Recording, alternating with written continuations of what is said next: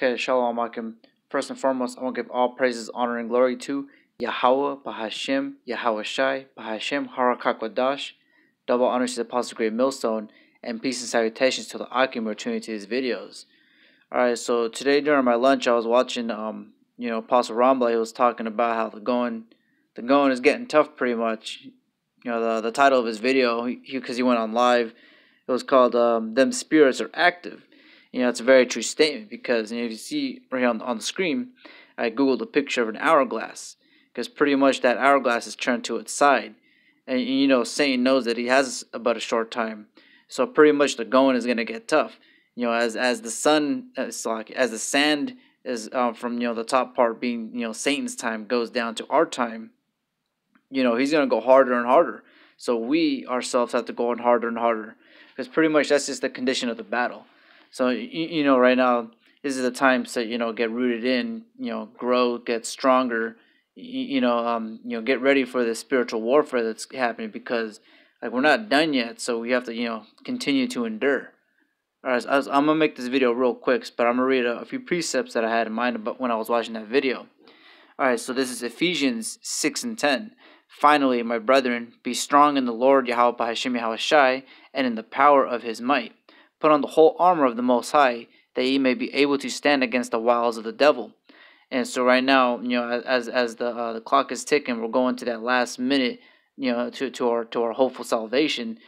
Satan's gonna throw the whole sink at us. I forgot how people say, pretty much they throw the whole kitchen sink at you. Because right now, also the apostles, they were speaking at their last live video on the weekend. Yeah, pretty much right now it's pretty much smooth sailing. We're at the beginning stages of Jacob's trouble, so it hasn't really hit the fan, so to speak. But nonetheless, we have to prepare because if we're faint right now, imagine how faint you're gonna be. When it's actually you literally have to rely on Yahweh Bahashem Yahweh Shai. Because he's not gonna give you a bountiful meal every second of your need. He's gonna give it to you when you need it the most, pretty much. However it may be, whether these birds that give you those foods, or you just decide to go left or right when you're walking down the path, and then you stumble upon these things. But pretty much during Jacob's trouble, you're not going to be able to go to the store and buy a Cliff Bar, so to speak. You got to lean on the Heavenly Father that he sustains you during those times. Because that's the condition of the battle. All right, so continue on in Ephesians. This is verse 12. It says, for we wrestle not against flesh and blood, but against principalities, against powers, against the rulers of the darkness of this world, against spiritual wickedness in high places. That's a very true statement because, at Great Millstone, we don't say, go buy yourself a gun, go buy yourself some canned food because, there's going to be a famine. No, we're telling you to rely on Yahweh Bahashem Yahweh Shai during the famine, and he'll sustain you. All right, so another precept is Proverbs 24:16 says, for a just man falleth 7 times and riseth up again, but the wicked shall fall into mischief. And this goes into how we're pretty much at the beginning stages of Jacob's trouble. It hasn't really hit the fan, but let's say you stumble upon something, you accidentally eat pork, on an easier thing, but it varies, from brother to brother, however they may be stumbling. Don't let that be the end all be all of your story. You gotta dust yourself off and keep going. All right, so this is Ecclesiastes chapter 2 verse 1. It says, my son, if thou come to serve the Lord Yahweh Bahashem Yahweh Shai, prepare thy soul for temptation. Set thy heart aright and constantly endure, and make not haste in time of trouble. Cleave unto him and depart not away, that thou mayest be increased and at thy last end. Whatsoever is brought upon thee, take cheerfully, and be patient, when thou art changed to a low estate. And then that was verse 4 of that precept. Because pretty much, the Heavenly Father, he's testing you. He's testing you to see if you're worthy, pretty much, to make it out of this place. Because ultimately, the spiritual demon Satan, he works on the left-hand side of Yahweh Bahashem Yahweh Shai. So it's your job pretty much to endure those chastisements. And the Heavenly Father, he's not going to put too much for it. He's just going to, Like, oh, I'm gonna make it so that he has to swim 1,000 miles or some out of this world thing. Like, it's gonna be something for every specific person that they're able to endure those chastisements and temptations and all these tests that we're going through. All right, so in verse 5, it says right here, it says, "For gold is tried in the fire, and acceptable men in the furnace of adversity." So because right now we're being tried, as gold is tried. We're burning off these impurities.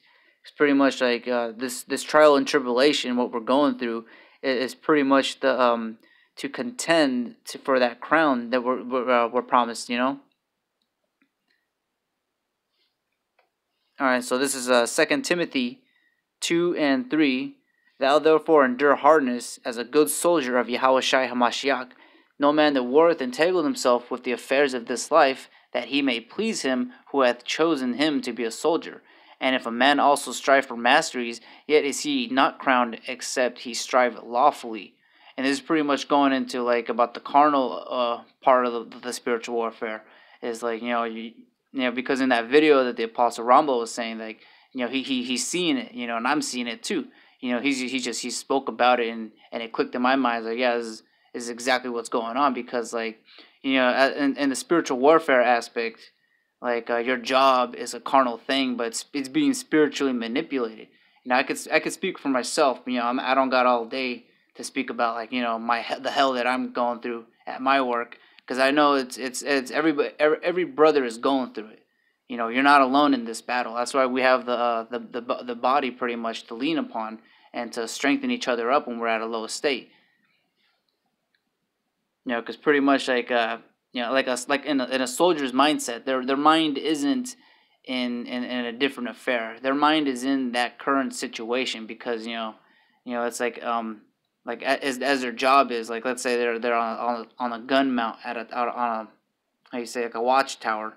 They can't be sleeping on the job or daydreaming, so to speak. We pretty much got to be on our watch, on our spiritual watches. So as you're going day to day, to your job or something, you're gonna go get gas in your car. You have to be very circumspect, because like I said, as you can see on the screen right here, is an hourglass, and Satan knows that he's got a short time, and so you got to act like that too.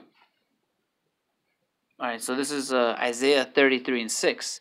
"And wisdom and knowledge shall be the stability of thy times, and strength of salvation. The fear of the Lord Yahweh Bahashem Yahushai is his treasure."